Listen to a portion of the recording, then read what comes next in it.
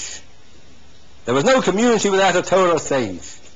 That is, a person with a perfected personality who was not just a person locked away in his ivory tower, but a person involved in the center of the community, visible to everyone. And his influence pervaded the society. Around him there was the first ring of close disciples, perhaps a yeshiva, which he founded at a local college.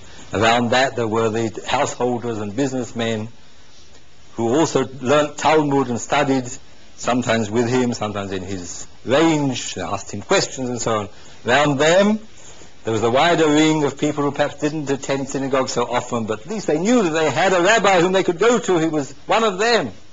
And then there was the outer fringe of people who engaged in non-Torah activities, nefarious activities, dishonest activities, horse dealing, I don't know what kind of things it might have been. But, of course, every community has its lower ranges, as it has its higher ranges. But the secret was that the lower ranges were not so low, because they were affected by the Torah impetus at the top. So that every festival day, or even those outside ones, came to the synagogue, identified themselves with the community, learned, listened, heard the rabbi speak, saw his wonderful visage, the holiness in his face. It imprinted itself on their subconscious. They couldn't do things which other people might have, in other circumstances they would have done, and were capable of. This is the secret of Torah sociology. This is the wonderful legacy which is left us by Torah. And that is why it gets my goat when I hear people say, well, a Jewish society is presumably the same as every other.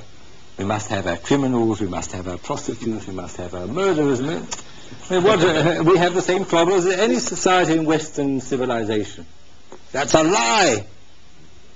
We have solved the problems. In our recent past we have solved the problems. We don't have to go through the whole thing again. The secret is only if the people accept Torah values and base their society on Torah and commandments, and then look up to that Torah personality at the center, then their ideals of Torah pervade the community down to the lowest dregs and change their attitudes. We don't have gang warfare, we don't kill people for tuppence. In Torah life, it is impossible for the person because he's seen what Torah means. Of course, in a society which denies Torah, which doesn't want anything to do with, doesn't recognize the greatness of our past and the achievements of our society, and it's not our achievement. It's not our achievement, it's Torah's achievement, it's God's achievement. But it can be achieved in the present and in the future. It will be achieved in the future. That's the secret. The more and more people there are who realize the depths of value in the commandments of the Torah and in the study of the Torah, the more people who join the movement to found the Torah Society, the sooner it will be brought into being. Because the existence of the state of Israel, after so many thousands of years, is the challenge and the opportunity for those of us who believe in Torah, who have knowledge of Torah, to come here and help build up a just society such as the world has very rarely seen. There was once a story about the great Hasidic master called Rabbi Levi Yitzchok of the town of Berdichov in Russia, who was famous for his pleading the cause of the Jewish people before the throne of God.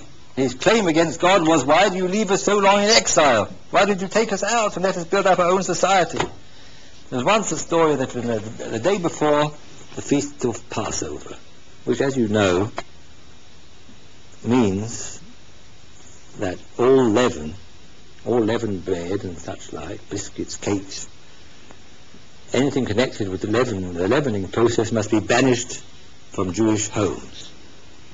This starts at 12 o'clock on the day before Passover, midday. Now, just before 12 o'clock on one Passover Eve, the Berditchever Rebbe sent his attendant He said, quickly, get me a loaf of bread. I need a loaf of bread. Just before 12 o'clock. So he went round, the Rebbe tells him, it seemed mad, but still the Rebbe told him to do it, and he went round, he got a few knocks and a few for insult and so on, but he went round, the Rebbe said he must go, so he asked everybody for bread. It had all been burnt already. So he came back with empty hands. Says, Rebbe, I can't find a loaf of bread.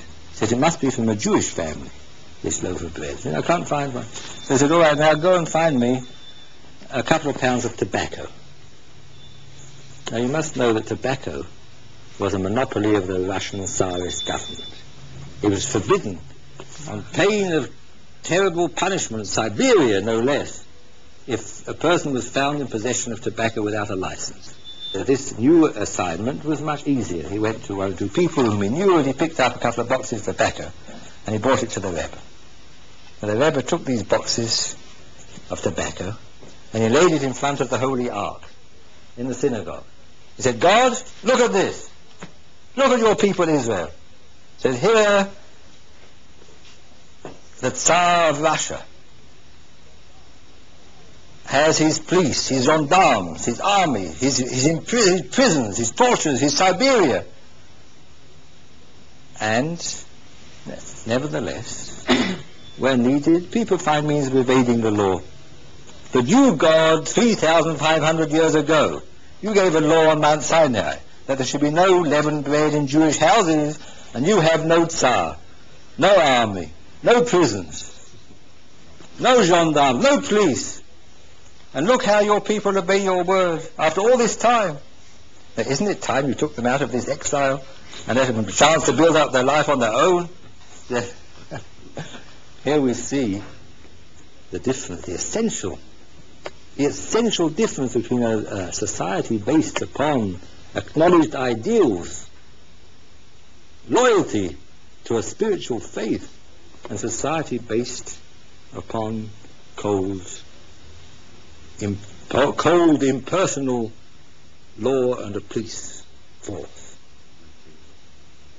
material power. That can't succeed. There can never be a just society based upon external pleasure. But a society based upon an internal growth and glow from the center, a spiritual glow which pervades the society even to the farthermost depths, based upon allegiance to commandments and to a higher Torah, that can create a society which can be the example to the world. Shabbos nami maton no Davido liagluige matan schoro lo avido liagluige.